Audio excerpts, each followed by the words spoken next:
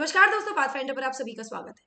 दोस्तों, पिछले साल जब ऋषि सुनक प्राइम मिनिस्टर बने तो ये काफी ज्यादा चर्चाओं में रहे क्योंकि ये पहले भारतीय मूल के प्राइम मिनिस्टर बने यूके में।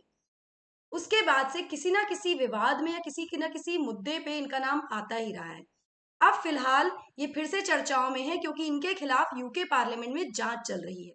आज के सेशन में जानते हैं कि क्या है इस जांच के कारण, क्यों इनके अगेंस्ट ये इन्वेस्टिगेशन चल रही है। चलिए शुरुआत करते हैं। तो ब्रिटिश पार्लियामेंट के कमिश्नर फॉर स्टैंडर्ड्स ने एक इन्वेस्टिगेशन ओपन कर दी है into prime minister Rishi Sunak name. इनके नाम पर इन्वेस्टिगेशन शुरू हो गई है जो कि इस मंथ की शुरुआत में हो गई थी। और इसके बारे में जो इनकी लिस्ट ऑफ ओपन इंक्वायरीज है जो पोस्ट की जाती है वेबसाइट पे, उससे पता चला है। लिस्ट में कहा गया है कि जो मैटर अंडर इन्वेस्टिगेशन है वो डिक्लेरेशन ऑफ इंटरेस्ट। जिस मुद्दे पर है वो है डिक्लेरेशन ऑफ इंटरेस्ट का मुद्दा। ठीक है। इंक्वायरी 13 अप्रैल को शुरू हुई थी और इन्वेस्टिगेशन लिंक है उनकी वाइफ की शेयर होल्डिंग को लेकर in a child care firm.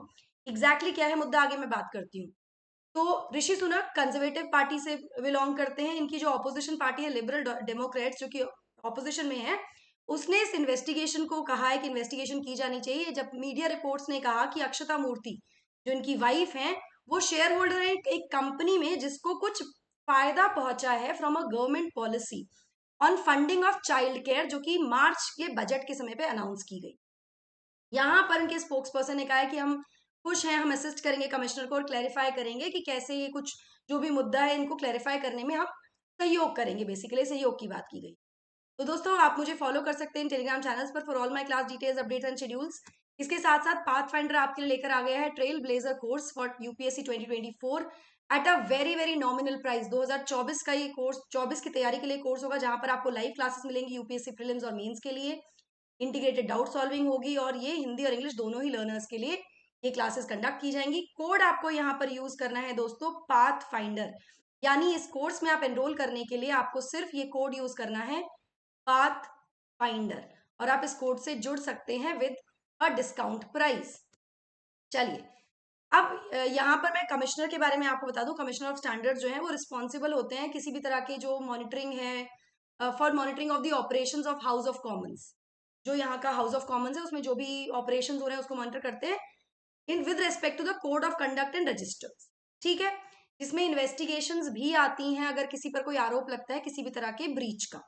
फिलहाल इन पर ब्रीच का आरोप है कि इन्होंने ट्रांसपेरेंसी या कह सकते हैं कि इंटरेस्ट की वजह से कुछ इनका इन्होंने ब्रीच किया है। मिनिस्ट्रियल इंटरेस्ट यहाँ पर ब्रीच देखा जा रहा है, या इन पर जो इंक्वायरी है वो इसलिए है कि इन्होंने ट्रांसपेरेंटली चीजों को नहीं कहा है और पॉलिसी इस तरह की बनाई जिससे फायदा इनकी वाइफ की जो वो शेयर होल्डिंग है उनकी कंपनी को हो रहा है।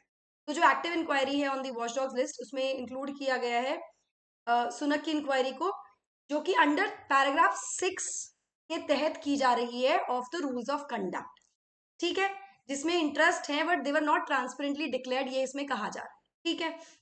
नाउ मेंबर्स, पैराग्राफ 6 क्या कहता है, members must always be open and Frank. मतलब जो भी मेंबर्स हैं वो हमेशा उनको ओपन होना चाहिए और फ्रैंक होना चाहिए जब भी वो डिक्लेयर करें कोई भी relevant interest in any proceedings of the house. ठीक है।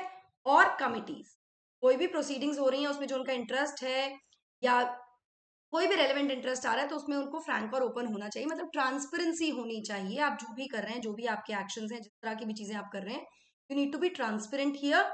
एंड कोई भी कम्युनिकेशन जो हो रहा है with ministers, members and public officials या पब्लिक ऑफिस होल्डर्स, उसमें भी ट्रांसपेरेंसी होनी चाहिए, क्लियर डिक्लेरेशन होना चाहिए। ऐसा पैराग्राफ 6 में कहा गया है और ये पैराग्राफ 6 का ब्रीच ही कहा जा रहा है जिसके आधार पर इन पर ये इन्वेस्टिगेशन या ये जांच चल रही है। तो according to BBC the inquiry relates to British Indian leaders wife's interest.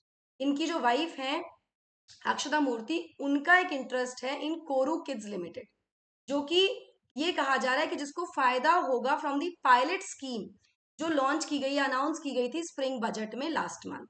जिससे इंसेंटिवाइज किया जाएगा उन लोगों को to become child minders. Child minders मतलब जो बच्चों का ध्यान रखते हैं, अपने घर में रहकर ध्यान रखते हैं, तो उनको रजिस्टर होना पड़ता है कुछ एजेंसीज के साथ।